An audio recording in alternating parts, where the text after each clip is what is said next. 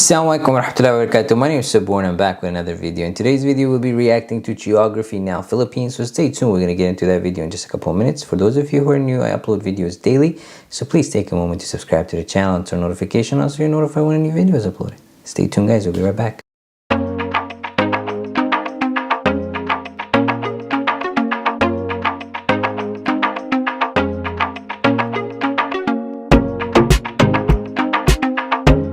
Thank you very much for coming back. Let's get into the video. If you don't know anything about Asia, the Philippines is like the jolliest of them all. They're just happy, fun, jolly people. And you know what? It's been 3 years. I'm not taking this anymore. I've been pushed around, I've been threatened, I've been thrown in the dungeon, I've been the butt of all the jokes. I'm the Filipino one. This is my time. My time! Ah!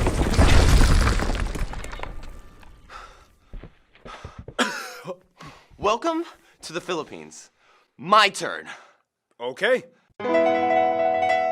It's time to learn geography. Now! Hey everyone, I'm Ken, and as you know, I'm half Filipino. Years ago, I was looking for a job and I saw this ad asking for a motion graphics animator on Craigslist. Paul and I literally met up at a Jollibee for my interview. He said I was his top 3 candidates. In reality, there were only 3 candidates that applied, so technically I didn't lie, but yeah, the other 2 people kind of sucked, so yeah. Oh, and back then, I had this weird mustache and Paul's hair was basically this thing. Ken and I have been talking for a long time, and we agreed Ken definitely has to be in this episode. You've come so far from that Craigslist Jollibee interview, you've earned this. Thanks. Handa na? Magsimula. The Philippines is an interesting country because there's sort of a dichotomy between labels. If you ask a Filipino if they consider themselves Asian or Pacific Islanders, you might get contrasting answers. What do you consider yourself, Ken? I always thought Pacific Islanders sounded kind of cool, so I usually stuck with that. So first of all, The Philippines is a tropical archipelago of over 7,000 islands, about 2,000 of which are inhabited, and it is the largest island nation without any land borders or shared island territory with another nation. the country is located in Southeast Asia, straddling the Philippine Sea in the north, the South China Sea in the west, and the Sulu and Celebes Sea in the south. Just a skip away lies the island of Borneo, which is split amongst 3 nations, at the closest point only about 22 miles or 40 kilometers away from the nearest island that belongs to the Philippines. Now in general, many people will refer to one of the 3 main island cluster regions that people are a part of. There are Luzon in the north, where you can find the capital Manila and where the half of the population lives, Visaya in the center, and Mindanao in the south. Otherwise, the nation is made up of 17 regions, one of which is autonomous, the Bangsamoro Autonomous Region of Muslim Mindanao. This place has a high level of self-rule and autonomy appointed by the government. We'll explain more about this later. If you want to be absolutely technical, Quezon City, a bit north of Manila, is the largest city in the Philippines. However, the surrounding 16 towns and cities by Manila are called Manila Metro, or the National Capital Region, and they basically act as one unit. Otherwise, the largest city outside of the NCR are Davao City in Mindanao and Cebu in the Visayas. Manila has the largest and busiest airport, Ninoy Aquino International Airport, which is basically the hub that services the entire NCR. They also have the busiest shipping port at the Port of Manila. Otherwise, the second largest airport is Cebu Mactan International, and rounding out for third place is Davao City Francisco Bangoy International. In terms of land transport, though, the Philippines is well connected amongst the islands. In fact, the longest highway is the Pan-Philippine Highway that stretches about 3,500 kilometers across the country and connects Luzon, Samar, Liet, and Mindanao with underground tunnels connecting them. Finally, the Philippines has only 2 territorial disputes. The state of Sabah in Malaysia on North Borneo. The territory once had been part of the Sultanate of Sulu, a Muslim state that existed the 15th century to the 20th century, and that's a whole other story. As for the others dispute, as we mentioned quite a few times already, this whole area known as the Spratly Islands is a complete mess. If you don't know anything about this place, it basically goes like this. Yeah, it's pretty crazy. This is the map showing what everyone claims in the area. This big one right here is China's. Like, yeah, they just kind of pretty much went for all of it. This has even led to a few skirmishes between nations that have built patrol stations on the islands, and when they spot a ship that gets too close, things can get kind of ugly. It's kind of like this. Hey, what are you doing? This is my area. I'm just doing some fishing and research here, you know? Why do you have a shovel then? Are you building something? Or? Well, technically there's no land protruding from this reef, so there's no land claim. So you're just gonna build your own land? For research. Anyway, here are some notable spots of interest. Fort Santiago, Magellan's Cross, San Agustin Church, Sagada Hanging Coffins, Aguinaldo Shrine, Cebu's Philippine Taoist Temple, Shrine of Mama Mary in Tagaytay, the Lapu-Lapu Shrine, Luneta Park, MacArthur Landing Site, Bunawi Rice Terraces. the Malacanang Palace, Vigan has many historical and colonial buildings, the various national museums of history and arts, tons of amusement parks, and that's not even including all the natural wonders of the Philippines. They have an underground river, the most amazing, beautiful beaches in the universe. hills that look like lumps of chocolate, And there's an island in a lake, in an island, in a lake, in an island. We should hang out sometime. Yeah, when you have 7,000 tropical islands on a volcanic archipelago, chances are things can get pretty crazy landscape-wise. Which brings us to... The actual physical land of the Philippines is the biggest treasure you will find here for sure. Anyway, the Philippines lies on the Ring of Fire and is specifically on a tectonic plate named after them. Let's just stop here before they go any further. Mashallah, beautiful, beautiful, beautiful country. Those green hills, lots of sceneries from all the places that they have. I love the beaches from the pictures what they show, and I've heard that Cebu as well as Palawan is like the nicest areas to visit. So I'm really excited. Let's continue with the rest of the video.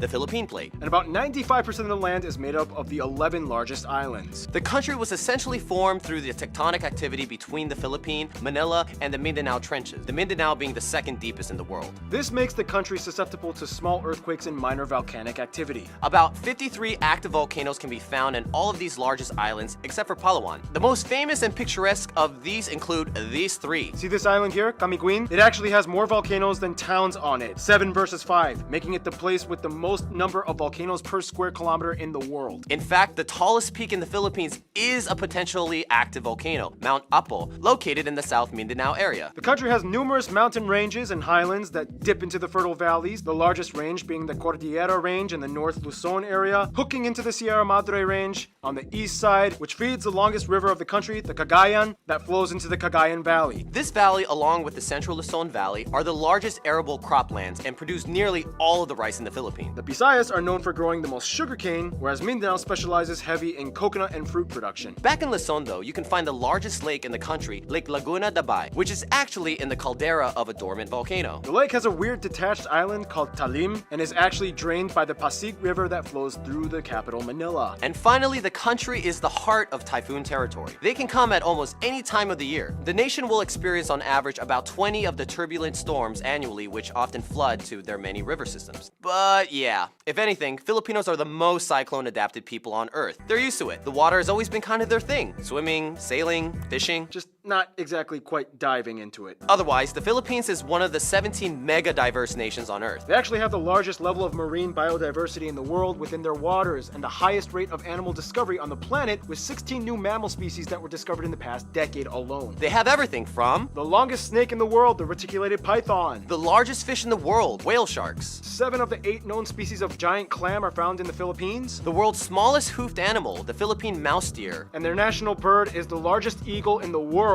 Economically speaking, the Philippines is considered a newly industrialized nation. It is transitioning out of becoming an agricultural-based system to a service and manufacturing-based one. They have like 3 of the top 10 largest malls on Earth. Ooh, just you wait. I'm taking the top spot soon. They're one of the fastest growing economies in Asia, and as the 34th largest economy in the world, their GDP purchasing power parity has surpassed the $2 trillion mark. Basically, the Philippines is definitely becoming a key power player in the world stage. It's like, We're so rich! Wealth and prosperity. someday. For what it's worth though, mining, fishing, and agriculture are strong industries as well. They are currently the world's largest nickel and abaca or Manila hemp producers, and the second largest coconut producer after Indonesia. Tourism, though, is another important industry, taking up about 8% of their GDP, employing over 3 million people. And now, food! Now in the Philippines, every region has their own specialty and culinary strange. Yeah, every dish looks like a fairy exploded. Lots of dishes you could eat kumakain kamay, or eat with your hands. Yeah, pretty much everything has rice, and then you're gonna get a lot of grease and salt and vinegar, and a lot of like, I don't care if that looks like it goes there or not, I'm still gonna eat it anyway. Right, Ken? Yeah, that's Filipino food. Yeah. There's really no official national dish, but 3 meals that are well known for are adobo, lumpia, and sinigang. And in the non-Muslim parts, lechon is a huge deal. There are also dishes like Tagalog Tagalog steak, Tinola, pansit luglug, kare-kare, sigsig, tapsilog, balut, kinilaw. and my favorite Filipino dish, palabok. Just put some nice little lemon juice on it. I actually got this at Jollibee. If you don't know what Jollibee is, it's like the most popular fast food chain in the Philippines. It's like if McDonald's and KFC adopted a Filipino baby, and they even added spaghetti to their menu for some reason. Otherwise, Filipinos are dessert experts. They love their ube, ube everything, ube ice cream, ube bread, ube pie, ube cakes. Oh, they also have like sapin, and cassava cakes. Those are the best desserts in my opinion. They also have halo-halo, leche flan, turon, bukok, pandan, and puto. What you call me? If you're either Latin American or Spanish, you may notice some of those foods are also found in Latin cuisines, and there's a reason for that. Yeah, we'll explain that in...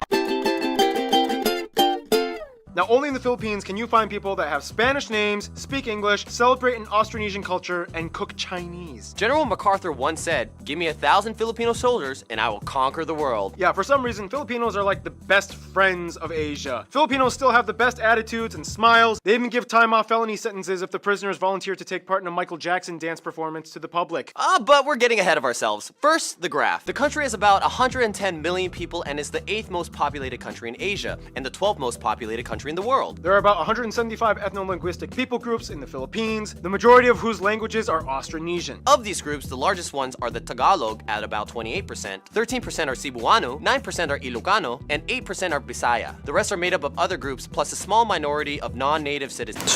So 7,000 islands and different ethnicities, different languages. Amazing. Their food is really delicious. The flan was one of my favorite. And one of the food items that I was really scared was the balot, which is like an uncooked chicken, I guess. Baby inside the egg that they cook. Never tried it, but you know, I had some Filipino friends and they would enjoy it. Mostly Asians and Americans. It's important to note, though, that the Philippines has about 10.2 million people overseas worldwide. It is one of the largest diaspora populations, spanning over 100 countries. The US alone has about 4 million. I mean, they were at one point colonized by the US, so go figure. They use the Filipino peso as their currency, they use the types A, B, and C plug outlets, and they drive on the right side of the road. Oh, and keep in mind the word Pinoy is synonymous with something that is Filipino. You might see that used a lot. Now back to the ethnic groups thing. Since there are over 175 of them, you would think, how do they all communicate? Well, the Philippines has 2 official languages. English, which makes them the 5th most English-speaking nation on earth, and Filipino, which is the standardized version of Tagalog. The Philippine Tagalog language spoken today is a very different from pure Tagalog. It actually has about 14% Spanish, 10% Malay, and 7% English mixed into it with a slew of other borrowed loanwords. You can see the influence in words like pintelador, guapo, zapatos, and pamilya. Often, Filipinos will substitute an F with a P. Or a V with a B. Or a V with a B. Yeah, same with Koreans, actually. Yeah. High five with minimal consonants. Yay! Oh, and fun fact, Ken taught me this.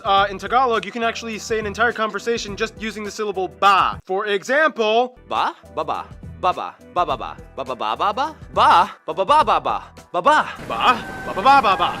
ba ba ba. Well, that was fun. Otherwise, in the Visayas and Mindanao area, Cebuano is a common language, as well as the other regional tongues like Waray and Daboeno. They even have the only Spanish-based Creole in Asia, Chavacano, located in Zamboanga City. Now, the Philippines is unique in that over a past few centuries, they've gone through 3 periods that shape their identity. Before European intervention, the Philippines has had a multitude of early civilizations that built kingdoms and dynasties like the Tondo, the Namayan, the Pangasinan, and the Sulu Sultanate. Many of these kingdoms had their own indigenous writing system, such as the Babayan, Buhid, Eskayan, and Kulitan. Genetically, Filipinos are classified as belonging to the broader Austronesian people group, with their closest cousins being the Micronesians, like the Mariana Islanders, Guam, and Palau. Although over the years, many people have mixed, and today it is speculated that somewhere around 1/5 or more of the population may have some kind of Chinese ancestry. After the Spanish came in, they adopted many of the customs, traditions, and cultural traits which have Spanish roots. Their own country is named after Spanish King Philip. The biggest trait, though, would be the fact that they are predominantly Catholic, at about 81% of the population adhering to the faith. The rest are mostly Protestant, with a small Muslim minority in the South Mindanao area. The Philippines is the largest Christian nation in Asia, 5th largest Christian nation on earth, and 3rd largest Catholic nation after Brazil and Mexico. They have so many holidays and festivals devoted to Catholic themes like All Saints Day, Holy Week, and Easter, and of course, the largest one, Christmas. The Philippines has the longest Christmas season out of anywhere else on earth. Okay, so now we're just gonna rapid fire a list of 12 fun cultural facts for the Philippines. Philippines. Filipinos have a ton of superstitions. For example, whistling at night will turn you into a werewolf. For formal occasions, you may see Filipinos wearing traditional barongs for men and Maria Clara or mestiza dresses for women. There are many other traditional costumes and customs for the other 170 ethnic groups. Too many to cover, but it goes everywhere from feathers, coconut fibers, hair dresses, tribal tattoos, and so on. Speaking of which, the Philippines dominates major international beauty pageants with a grand total of 15 victories at the Miss Universe, Miss World, Miss International, and Miss Earth competitions. Basketball and boxing are the most popular sport by far. They have the oldest basketball league in Asia and the second oldest in the world after the United States. And come on, we all know Pacquiao. The Philippines is the leading nation to train and export nurses abroad. It's been said at one point, every Filipino has their should I just drop everything and become a nurse moment in their life crisis. That's a fact.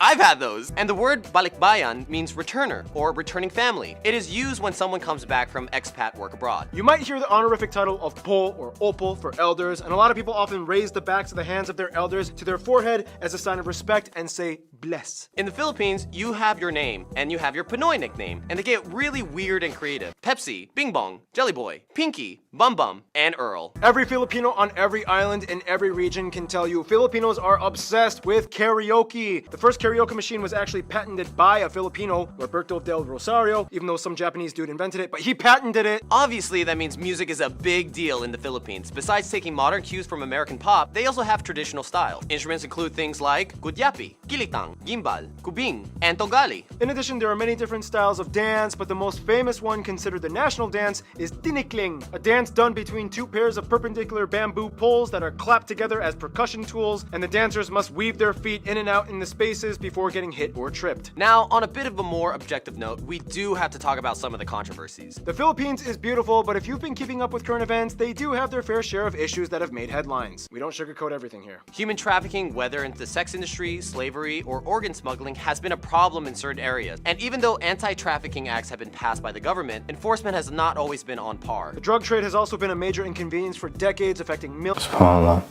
You know, some of the stuff that they're saying is true.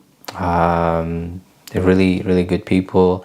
Karaoke is really big. Anytime they have like a gathering, you'll see they turn the karaoke on. Their food is delicious.